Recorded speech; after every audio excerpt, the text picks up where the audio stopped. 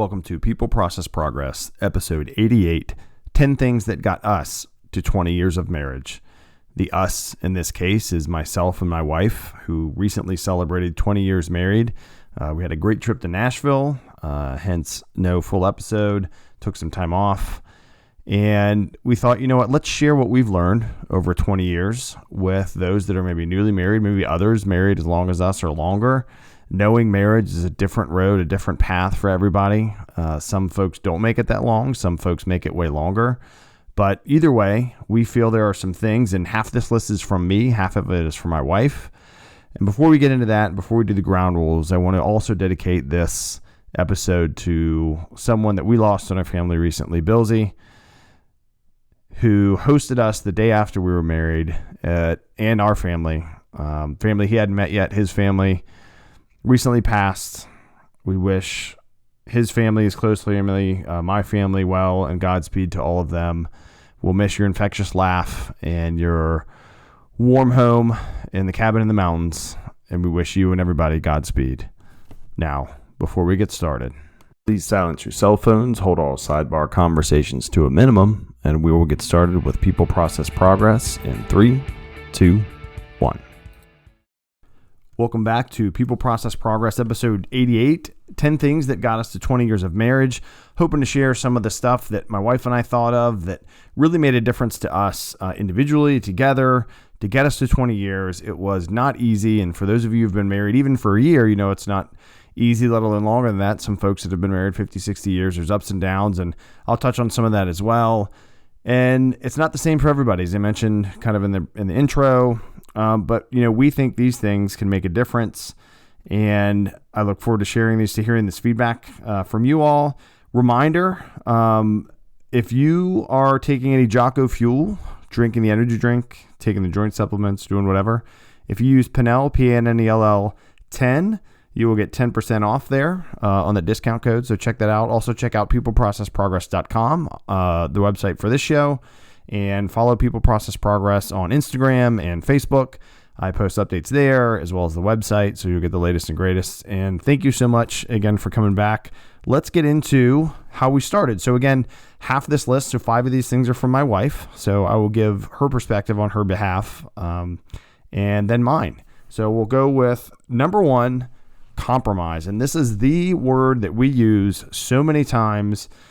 We've used it with each other, and we've used it with other folks that are getting married, whether they solicit our advice or not. Compromise is key. It's so important. I've mentioned that here on the show, at work, but personally with your significant other, with your spouse, in this case with my wife, compromise. And from my wife's perspective, you know, finding happy ground where you both win, right? It may not be winning today, but maybe tomorrow. You know, you can pick whatever movie you want tonight, and then maybe tomorrow or Friday night, someone else will pick the movie. She'll pick the movie. I'll go away for a weekend. She'll go away for a weekend, but we compromise on what's going on. I'm going to go to jiu-jitsu. She's going to go do a girls' weekend, you know, whatever it is, but we compromise with each other.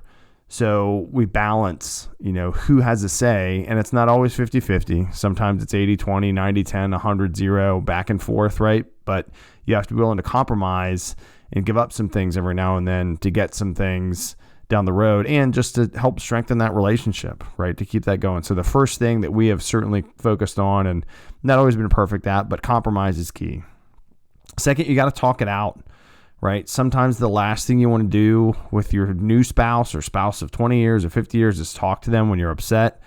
But no matter how painful, it is better than bottling it in, right? It is better than holding it in, letting it fester, making it worse. You know, and as my wife says, this would have saved us so many years of heartache because we didn't always do that. We didn't always talk it out. You know, you get mad, you don't want to talk, and you separate and you go stew over it for a while, and it doesn't help. But when you get to a place like we have, and not our own, with support from family and friends and professionals, as we'll talk about here, when you talk things out, it makes a difference. And how you talk them out makes a difference, which I'll touch on in a little bit. But, you know, we got to compromise and we got to talk things out. The third thing is seek outside help, right? This is a hard thing for men, maybe even for some women, depending on what they're going through in their lives, for veterans, for public safety folks. You know, talking to other folks about your most intimate details is tough, let alone someone that's not your spouse, that's not your best friend, that's not someone who's gone through the hardship with you. It's someone you don't know, that has a certificate on their wall that says they do this. And I love Jocko Willink's recent verbiage that he uses for psychiatrists or psychologists as far as a mind mechanic, right? Their job is to figure out what is bothering you. But, kind of reiterating, like as my wife says, whether it's for yourself or as a couple, and we've done marriage counseling and couples therapy. And, when you have a third party that's not your friends or family, they're completely impartial, right? You get a little bit different feedback. And I'm not super crazy about it, but it is good to get others' feedback and others' perspectives so that when I am answering or we're talking about things in a session or something like that, you get feedback that you wouldn't get from other folks that know you or are friends with you. And don't think, we're born with the tools, right? Which makes sense. It's a great point for my wife to just deal with everything and to live with and parent with another person, right? We're individuals for so long, even if you get married young and then all of a sudden you're together forever in theory, right? And when you take the oath and, you don't just magically get along and do things together. And, my wife, says we can always learn and grow, and that's what we should do, to get out of seeking this outside help. And, whether it's a counselor or a book or a podcast or a friend. And I've talked about how one of my best friends helped me start listening to podcasts that made a difference, that I made a change. And then that helps in the home and with your spouse. And, like my wife says, and others have said, it definitely takes a village of folks to work together, and the same for relationships, right? So if you have an opportunity to get outside help, try it once, right? And if you're at a place in your relationship, in your marriage that's not going well, use all the tools you can in the toolbox, right? Because you made the oath. You said, I love this person. You said, I'm going to stay with them. So there's a lot more to it than that. And I get it. And I've had all those discussions and thoughts too, but seek outside help, try it. Don't be too prideful to seek out. I know I have been before, right? But at some point you have to decide that, yeah, it's worth it if you're in a tough spot, and go seek that outside help together, right? You have to do that together, or for yourself, like my wife says, and I've done that too.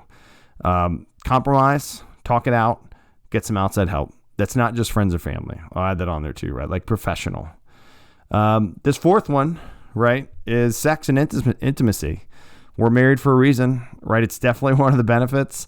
If you're not on the same page about what good looks like, it can cause a wedge in your relationship, and, not getting into details, but how often, and just do you talk to each other, as my wife says, as a woman and a mom and a leader, having intimacy with me as her husband, makes her feel like, as she says, she's not just a housemaid. And certainly that's not a relationship. But it makes a difference. We like to feel like men, right? In different things we do, and women like to feel taken care of. And us being together in an intimate way is a great way to do that. It reminds her that she's loved and cherished, and a woman, and attractive. And we've had many of these conversations, so I'm not putting words in her mouth. These are other words that she's spoken, and it's a big deal, right? It's a amazing human connection, right? It's, obviously, a key to having kids if you're going to do that, but that intimacy is a big deal. And when you start to lose that, if you have in your relationship, you realize you can see that it affects other parts of your relationship as well. So put some work into that. And that, is a subject that comes up that's weird to talk about with other people in counseling, right? Or that mind mechanic or marriage counselor or whatever. Is intimacy. How often, do you have sex? How often are you intimate? Do you go on dates? All those kind of things. So it's important. So we're compromising, we're talking it out, we're seeking outside help. Fourth, sex and intimacy has got to be a big part of the equation there to stay together. You got to want to be with that person, right? The fifth of my wife's is your own purpose or your own outlet, right? It might just be her personality, she says, but, she really enjoys having her job and what she's doing.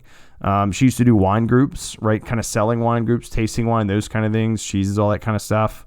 And she really liked it. And being involved in women technology and mentoring, very important. Good to be out in the community, and she loves it. And it's her thing, right? It's what she does. She, like me, regularly works out, right? We have a nice garage gym now, active, whether it's a walk with a dog or getting after it through a program in the gym. They're all buckets that you fill, or that she fills, that makes her as an individual feel good, right? And when you fill your own bucket, as she says, it makes you a better person, a better mom, better wife, better leader, better friend, because she is, getting her own purpose and her own outlet. And so I talked about, a bit earlier when I started this episode, that it's not easy to bring two individuals together, to be a couple, to be a married couple for a long time, but you're still individuals, right? You still have to be yourself. You still have to do things that you like. But just like number one, there has to be some compromise there, but you don't totally let go of who you are as a person. I'm sure lots of folks listening out there have heard that too, or seen it. Family or friends, they all of a sudden become a different person or not themselves. They give all their own stuff up. And that's a really, really tough spot to be in. And I don't know that it's the best formula for a long-term successful relationship. So those were the 5 things of the 10 for this episode from my wife. Now we're going to get into, and this one, go figure, kind of latches on. So we had texted these to each other, my wife and I, knowing that we wanted to share things. It was our anniversary. Hey, that'd be a good idea for an episode. And so she texted me her 5 things that I just read, and I texted her, and now we're getting into what I had texted her and we had talked about afterwards. And go figure, they're pretty similar. This first one for me is to continue to be yourself, right? Which is like your own thing. And again, while marriage is a partnership, and you have to kind of adjust what you do somewhat to the other person. You never have to change who you are as an individual. You shouldn't have to. If you are having to do that in a relationship of who you are as a person, unless you're correcting some kind of deficiency that you need to correct anyway, you shouldn't have to change who you hang out with, right? The kind of, the way you talk and speak and do things and whatever. And we've always seen people that are in super controlling relationships and it doesn't work out well, or it's not going well. You're still who you are. Your spouse is still who they are. And together, you all should be able to have a life together. And if you're having to change that, or you're having to give up too much, that's not a good formula. And maybe that's where you have to come back to number one, the compromise, and figure out, okay, I like the way I do this thing, or I like, doing these kind of things. I don't want to give that up. So how can we, change? So someone that wants to stay home all the time, someone that likes to go out all the time, where's the middle ground? Right. And that's just one example. Someone that loves sports, someone that hates sports. There's so many, you all have seen those out there, right? From different walks of life, but for some reason you got together and got married. You got to find that middle ground compromise, but you got to continue to be yourself. This next one, I'll say a couple different ways. So this will be probably one of the few episodes with, curse words in it. So the first way is to know when to shut up. The other thing that I've told myself is to know when to shut the fuck up. Right. Sometimes you have to emphasize that to yourself because you want to win the argument, because you want to have the last word, because your emotions are getting hot, whatever. For whatever reason, sometimes you just have to shut up. You don't have to get the last word in. Right. Many like to go out on that, and sometimes we just need to shut up and listen and let things go. It's a challenge, but if it can be learned early in the marriage, it'll help in the long run. I didn't learn this super early, right? I think both my wife and I worked on this, trying not to have the last word. Or, you come home from a trip and the house is a mess, but your spouse was there with the kids, or even if you don't have kids, it's not the way you had this expectation, whatever it is, whatever you're thinking. Sometimes you just don't need to say anything, right? You don't need to make a comment, even if it's a joke, because we know there's so much truth in jokes. And that's a good kind of mental check. Is if you're in an argument or you're about to say something, even in conversation, or notice something, do you have to say it, right? I don't mean check everything you're going to say, but you get the feeling. We all know that feeling, like, I think I need to say something, or I'm just going to say it because I'm in this mood, or I'm doing this, or I'm doing that. But pause yourself, take those breaths, and consider if you really just need to know when to shut up. Number 8 overall, and for me, this was my third thing, is to fix your own shit first, right? We talk about being individuals. We talk about coming together as a couple. But if we don't fix our own shit, we're not going to be a good partner for somebody else. If we're not comfortable with who we are, or we're dealing with things, and we take them out on our spouse, say you have a super stressful job and you come home and then you're an asshole, that's not good. This is especially pertinent for veterans, public safety, healthcare, folks that are out and exposed to either bad people, bad situations like trauma, death, injury. You have stuff to deal with after that. Seeing a life leave a body is not great. Dealing with bodies that have lost life is not great. Hearing people, make noises as they die, it's horrible. And that's some of the things I had to deal with. that don't go away, right? Or postpartum depression. Like on episode 10 of the show, I talked to my wife about that, right? These are things that we have to deal with on our own as men and women, as our individual selves, that helps the collective, right, relationship come together. We have to get right mentally and physically, right? In that period where, we as horrible as this past 18 months has been, had an opportunity in our homes to get healthier, right? We weren't exposed to the snot-handed doorknobs of the world, people coming to work sick as much, right? So if you didn't do that, I'd highly suggest that, right? But physically, you have to feel better, right? You have to be in better shape. It will help the relationship. It will help that intimacy thing we talked about. Spiritually, right? Whatever you think out there, whatever your religion or your spiritual beliefs are or something, whatever that thought is, being comfortable with those, and that combination of mental, physical, and spiritual as an individual, and fixing your own shit, which could include talking to somebody else, right? It could include getting after it in the morning, and then, doing better at work or doing this and that. But strengthening yourself will no doubt help strengthen your marriage. It certainly didn't make mine perfect, but the change of getting up early, exercising, eating a little better, having a healthier lifestyle, mentally helped, the jiu-jitsu, right? Less stress, those kind of things. It also influences your family, right? When you do those things, especially when you have kids, it sets the example for them that, hey, maybe we should be active. We should get stronger. We should learn some self-defense. We should do some of these other things, and it makes a big difference. But for you as a married person, it will make you better, which will make your relationship better. Number 9 overall, don't put on airs, right? And, that means just don't be full of shit, right, in your relationship. Why? You married this person. They should be the person in the world, in addition to probably your parents, or siblings, that knows you the best. So it goes hand in hand with, with talking it out. But when we talk it out, we can't pretend we're better or worse than we really are.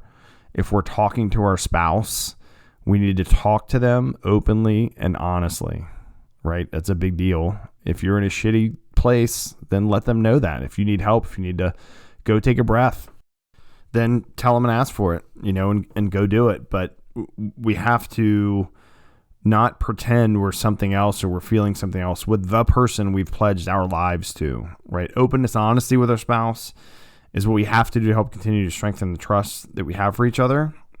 Quote, till death do us part, end quote, right?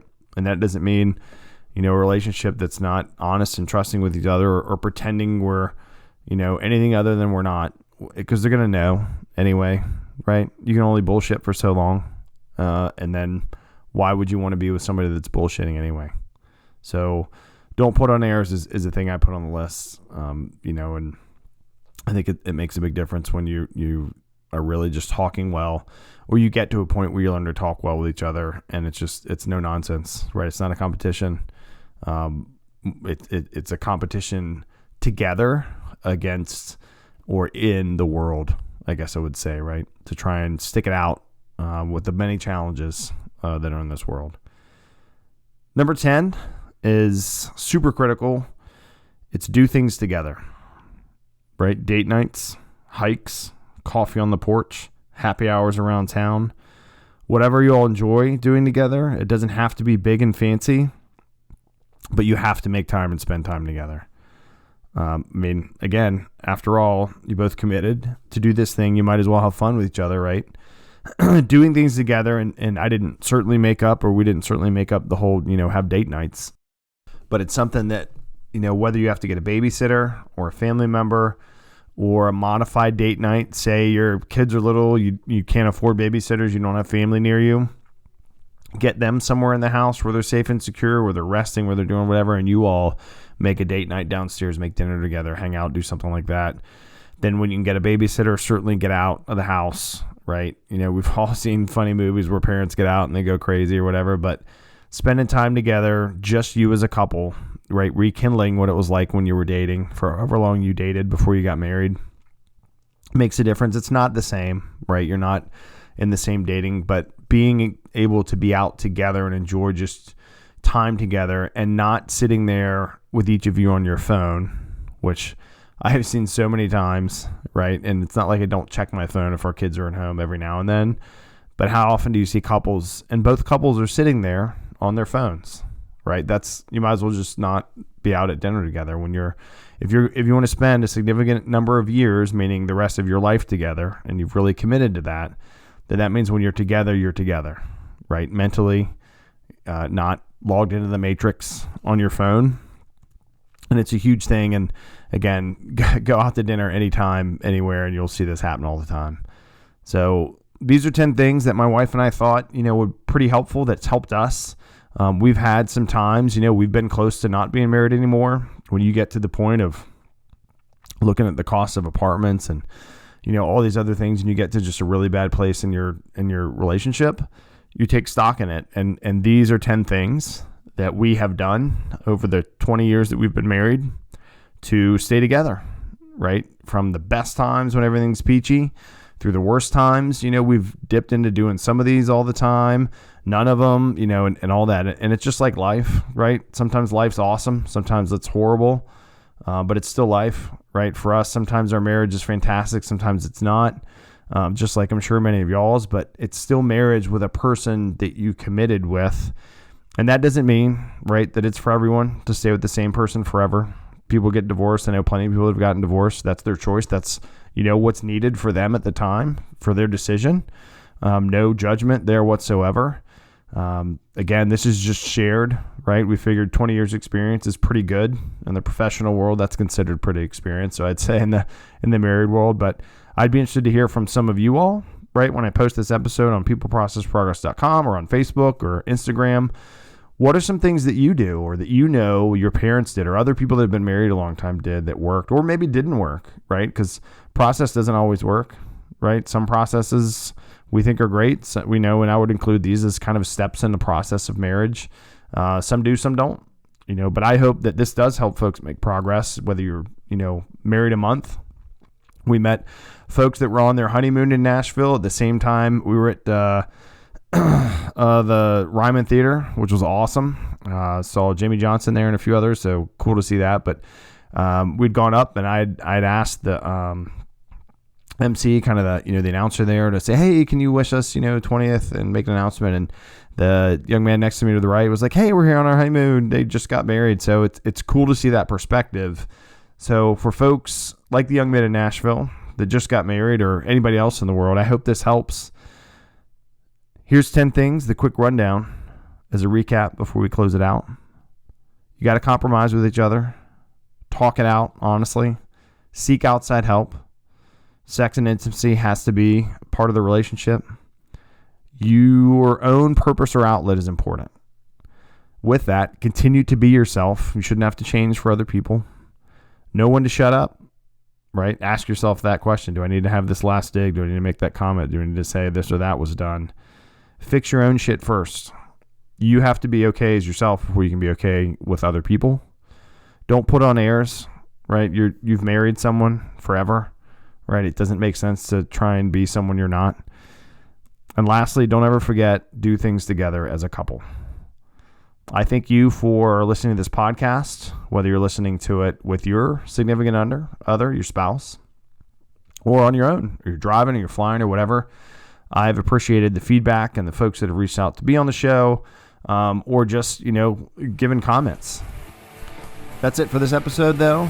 Don't forget, if you get some Jocko Fuel products, use Pannell, P-A-N-N-E-L-L 10. Get 10% off there. Check out peopleprocessprogress.com, Facebook, Instagram, all the places People Process Progress are available. Stay safe out there, everyone.